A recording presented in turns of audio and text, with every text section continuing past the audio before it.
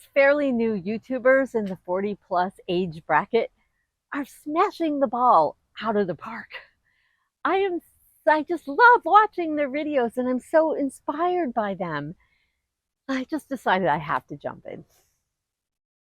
So I wasn't really planning to do the YouTube monetization journey kind of series that a lot of people do. And honestly, I've enjoyed watching everybody's and I have watched them like crazy.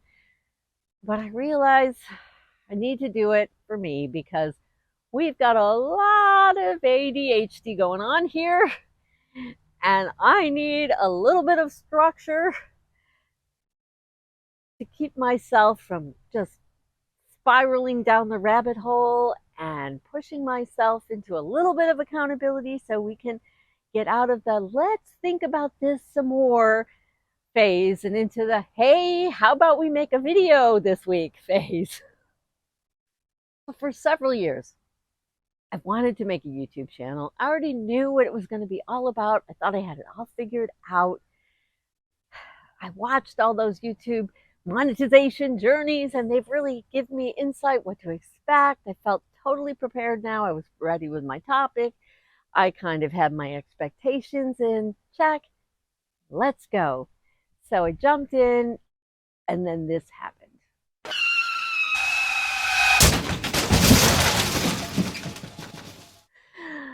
Hi, I'm Catherine. Welcome to my very first My Journey to Monetization video. And in this video, I'm going to share with you the 3 biggest things that I've learned since starting YouTube. But I have to warn you, one of them is not anything I saw coming, and I have never seen a video about it, and I was totally unprepared.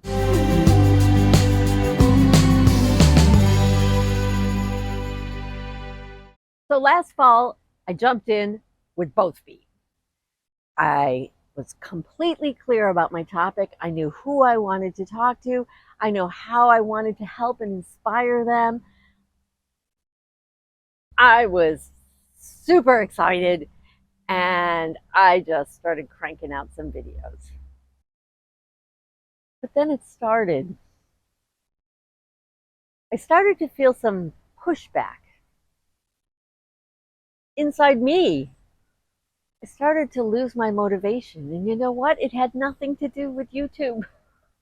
It didn't have anything to do with the fact that I was small and I didn't have many views and I only had 41 subscribers. In fact, I had one video that reached 220 views and I was like elated.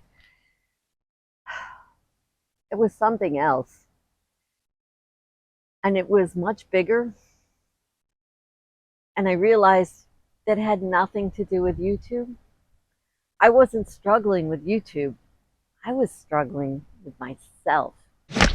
Lesson 1, you don't really know what you want until you try.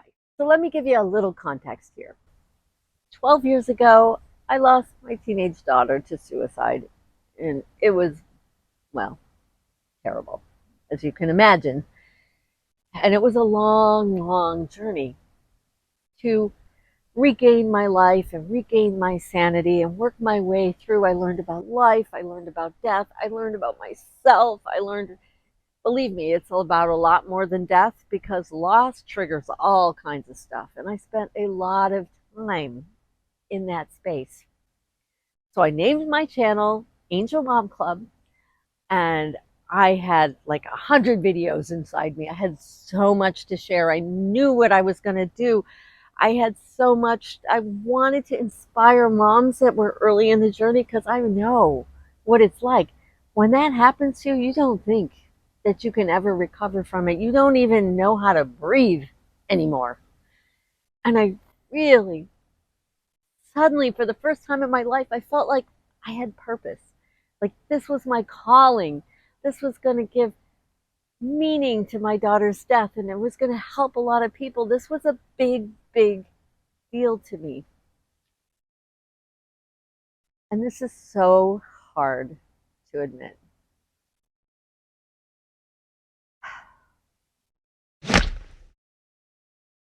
I realized after I started making videos that I spent the last decade of my life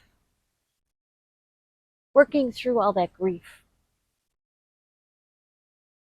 And I didn't want to spend the next decade of my life talking about it. I was horrified. I was devastated. And honestly, I felt guilt and shame. I felt like I had been blessed. I had such a gift that I had found so much meaning in life through her death. And I needed to share that with people. And I realized I didn't want to. So I quit. And then I started over.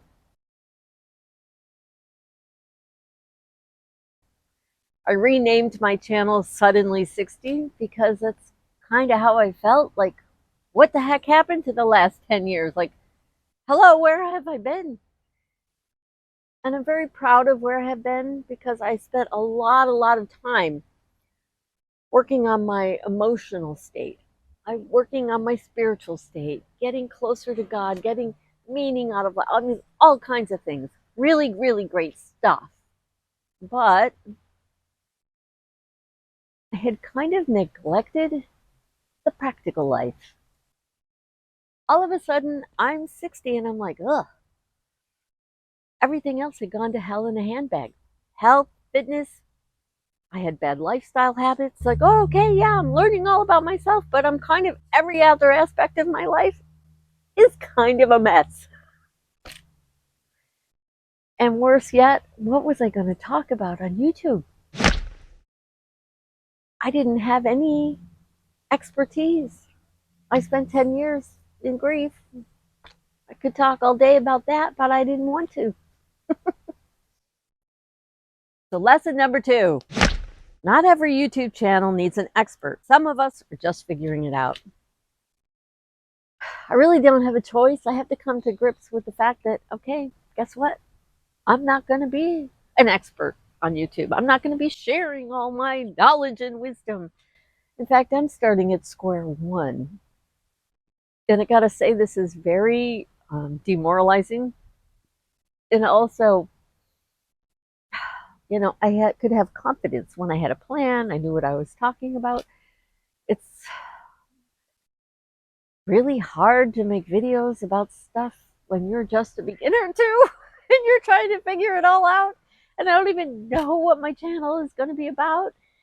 So in October, I stopped the grief videos. And then in December, I threw out like 3 videos. And actually one of them got 220 views. No, 440 views. That was like my biggest all time. But the problem is I still didn't really understand what my channel was going to be about. So I couldn't just crank out videos because I was just, I don't know, winging it. So now it's April, 5 months later, and I have not put a video out since December. And I don't even know that I'm any closer to knowing what my channel is about. But I realized I just need to jump in and figure it out. I guess that's the whole point of starting a journey and making a YouTube video about your journey. It's a lot more fun when you're at the end of the journey and you can reflect back and you understand how the whole thing went and you're super proud of the story. That's not happening with me. So I started making videos this week. I put out 2 videos finally. And oh yeah, they were a massive flop. One video got 9 views. One video got 11 views. I am not putting them out on social media. I'm not doing any of that. I didn't have great views before, but I had a lot of people that I knew in the circles of grief that I shared the videos with, so they got more traction. I don't care. I'm not telling anybody about this. I don't even know what I'm doing. I'm just doing it. Which brings us to lesson number 3. You can't win if you don't play the game. Okay, I don't play the lottery. The odds are just so incredibly bad that I refuse to waste money on a ticket. But here's the thing. Everyone who does play the lottery, they have this little sliver of hope that maybe they could win. It's a possibility. Not for me. Cross it right off the list because I know for a fact that I will never win the lottery because I don't buy tickets. I don't play. So the same is true for life and for this YouTube game. If I don't jump in and play, I know I'm not going to have a good channel. I know I'm not going to have any kind of a YouTube dream life later, someday, who knows, whatever. If I don't play, I don't get to win. And the same with life, honestly. I'm just winging it. But I'm ready to wing it. I don't know where this channel is going to go. I really don't. The only thing that I could hope is that somewhere, as I post things that are on my mind, things that are important to me, somewhere I'll find common ground between what I have to say that people are actually interested in. And I don't know where it's going to land. I really don't, but I guess that's okay. I do know a lot of what I learned during those 10 years, even though I'm not going to talk about grief. A lot of it applies in a much broader sense to life overall. And I'm become a very, very reflective and observant person. And I'm sure that there's going to be some videos on my reflections. I don't know if there's a market for that. I don't know if anybody's going to care what I think and the things that I observe or the things that I've learned through my own life experiences. But okay, let's switch gears. My goals for this week, I put out 2 videos last week. That's like monumental. This week I want to put out 2 again. The biggest thing that I really struggle with is this whole scripting or non-scripting. Okay, I am not great at talking off, shooting from the hip. I'm really not good at that. But at the same time, I've had times where I've had heart-to-heart conversations one-on-one with someone where stuff starts tumbling out of my mouth that is just, after I'm done, I go, where did that come from? That was like, who said that? Like, that was amazing what I just said. And that's kind of in flow for those of you who are kind of into spiritual things. So I'm afraid if I script it too much, I'm going to squeeze all that out and squeeze out my authenticity. However, at the same time, not great at winging it. I get really rambly. I lose my train of thought. And I struggled with this before, even when I was making the grief videos, because I found that the tighter the video was, the more constructed and structured it was, the better it performed. And yet I kind of felt a little bit that I was squeezing myself into a box. So I'm going to make 2 videos. Actually, I'd like to do 3, but let's just say 2. One is going to have to be the YouTube update. So I've decided the YouTube update, I am just doing bullet points and I'm going to talk from the hip. Maybe I'll get better at that. We'll see how those go. I kind of think that once you have a following, you have more leeway with that. But I feel like when nobody's heard of you, they don't have the patience for you to just talk naturally and eventually get to your point. But I'm going to try it. Noisy car going by. I don't know if you heard that, and I'm going to do 1 scripted video. Now, just so you know, even when I script it, it's not like I read the script. But I need to have all my thoughts really worked out. And it's a very slow process to record those videos because I really want to do the winging it style. And I love that. And there's so many people that do that, but I just don't know. So we're going to see. We're going to try both of them and see how it goes. So anyway, if you possibly made it here so far, thank you so much. If you're a new YouTuber, I'm with you. Let's do this. If you find yourself feeling stuck in your life, a lot like I do, why not subscribe and follow me along? You never know. You might just get a little bit inspired. And by the way, here's another video you might enjoy.